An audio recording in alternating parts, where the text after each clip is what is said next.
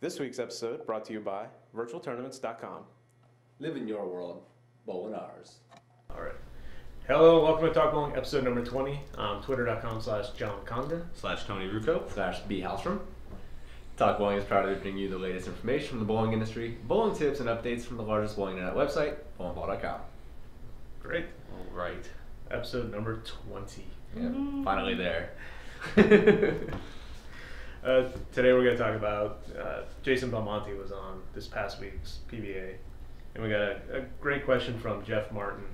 And actually asked quite a few questions, so I figured we'd just cover these today.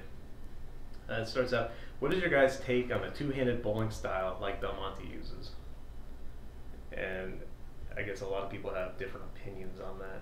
Right. Yeah. I hear it's good to talk about. I guess we can all individually talk about what we think. It's exciting to watch, I can say that much. If you watch any YouTube videos and have seen him bowl, the amount of power he has at the pins is kind of impressive. Mm-hmm. I know some people have been asking the question, is it really fair for someone to be throwing a two-handed delivery when other people maybe not know how to? But with all the power that generates, do you think it's fair? I don't have any issue with the fairness of it. I mean, I bowled, prior to the two-handed release. I think the two-finger release was the last thing people were really talking about and saying that wasn't fair because they could generate more revolutions on the ball. Right. I don't, I don't care how much they rev the ball up or whatever. At the end of the day, it's still about score. So to me, it doesn't much matter. Comes down to accuracy. Yeah. I've bowled with two-finger release guys that are, I think, amazing bowlers, and I've bowled with other ones that, if it wasn't for that, the conditions and the balls, they wouldn't average what they're averaging. So exactly. I think it still comes down to a lot of the technique. Yeah. He follows up, there's a lot of discussion in online bowling communities about the actual style and the legality of it in the PBA and USBC. If you bowled against someone using the two-hand style in a tournament, would you actually feel they had an advantage over you? Personally, I really don't think I would feel they'd have an advantage. I mean, this goes back to that age-old question, righties versus lefties. I can't get my ball to react on the right-hand side, yet the lefties might be scoring all day long. I mean, you can have this conversation all day long, and it's just going to depend on how good the bowler is. A few shots, it might play into their favor a little bit more, but if you can throw the ball with two hands and generate all that power, more power to it. Yeah. That's an advantage. That's going to make you better. That's true. So, you're whooping up on your opponents, they're going to complain. Yeah, I don't really care. I think they were talking about this in our league a few weeks ago. Can you do it? Is it legal? Right. As far as I know, you still have a dominant hand when you're using the two-hand release. There's still a bottom hand, I guess, is how that would work. So I don't have any problem with it. I don't really. They may not get the same respect in some of the better bowling circles that the normal style does, but it doesn't mean they don't deserve it, though. They just may not. I mean, for years, people that didn't use a thumb didn't get respect from other bowlers. So. Sure. As far as Jason Belmonte being in the limelight, this recently Wall Street Journal just won his first PBA tournament, which is awesome. Yeah. He's not the first two-handed bowler. I don't believe that's been out there. No. I mean, you look this year's 2009 Team USA winner, Cassie Schaub. He's been a collegiate All-American at Pikeville University, left-handed. So he's got two advantages on the left-hand side, and he's throwing two-handed. So he's hated. When he gets it working, it's pretty cool to watch. We got a chance to bowl against him. Brian Bolena, bowled for Lindenwood University, collegiate All-American, Team USA member. And he's a right-handed two-handed bowler. They generate a lot of power on the ball. So once they have definite advantage once they get in their lines. Right. But again, accuracy. Accuracy is key. Yeah. Even though you can generate so much power on a lane, but you've got to be able to be accurate. That's true. And I think it's actually been good for the sport. Jason Belmonte's been all over the news, like you said, but he's also been on talk shows and just kind of demonstrating what he can do. Right. And any attention for the sport is good. Yeah. Yeah. If he gets people out there trying that, so be it. Mm-hmm. So. What do we got? Question of the week? Question of the week, yeah. So before that we do virtual term. Sponsors, yeah.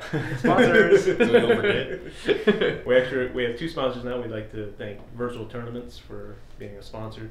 They have a new tournament. If you're bowling in the USBC Nationals, Virtual Tournaments and Storm are doing a new deal where you can sign up and participate in that. Visit virtualtournaments.com for more information. We'll put a link in the show notes for that. Also, we'd like to thank Brookstone. Brookstone.com is known for their innovative gifts and products for home office, and they're offering TalkBowling.com viewers 10% off their order by using ShowBowl as your promotion code during checkout. We'll put that down here. It's pretty cool. Where? Down here. Yeah, that's about right. So now you can buy one of those $4,000 massage chairs. Oh, Definitely. yeah. And you get 10% off. It's like Awesome. There are some restrictions apply. See site for details. Wow. Okay. All right. Question of the week. Question of the week. Wanted to start out with last week's question. That was, what is the distance from the foul line to the back pin deck? We were expecting a lot of people to say 60 feet because that's a big statement. Ball Right. 60 feet, Right. The correct answer is 62 feet and 10 and 3/16 of an inch. So we had two people that actually. Oh, we did? Yeah, two Way to people go. actually answered in. Jeff and Spencer Jeff and Spencer. commented on the episode. Good work, guys. Got it correct. It's 60 feet from foul line to head pin, right? Correct. So we need the extra space for the pins there. Extra pin deck. That's it. There you go. All right, and to this week's question of the week, it's going to play along the same lines. What are the three main components of a lane? And what are the measurements of each component? Was that second part a hint on the first part? Could be. There's going to be three main components that we're looking for on the lane. Alrighty. Thank you. Oh, So- we have one more. Oh, we got more. Yeah, we've got a sale going on right Sale now. at bowlingball.com. Good sale. That's right. Good. Brunswick. Brunswick. Brunswick blowout sale, or we have them at Wholesale. pricing. Yeah. That's what I was going for. There's ultra zones as low as $69.99. Right. Got away Ultimate everything. Infernos. Right, everything The up to Ultimate twisted solids. So Right. some really great product on there. Really good deals. Gotta check them out. Again, link will be there. Do we have that on the? That's the first flash ad. It's on a our flash We got ad, it. yeah. Oh yeah. Just go to bowlingball.com and find it. Yeah. You'll see. Alright. You can't miss it. Should we consider bowlingball.com a third sponsor?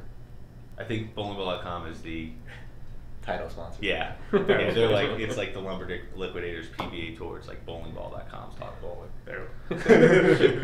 We'll start introducing it that way from now on. Exactly. Thank you everyone for joining us and participating in our little show we have going on. Exactly. Thank you very much. Thanks a lot.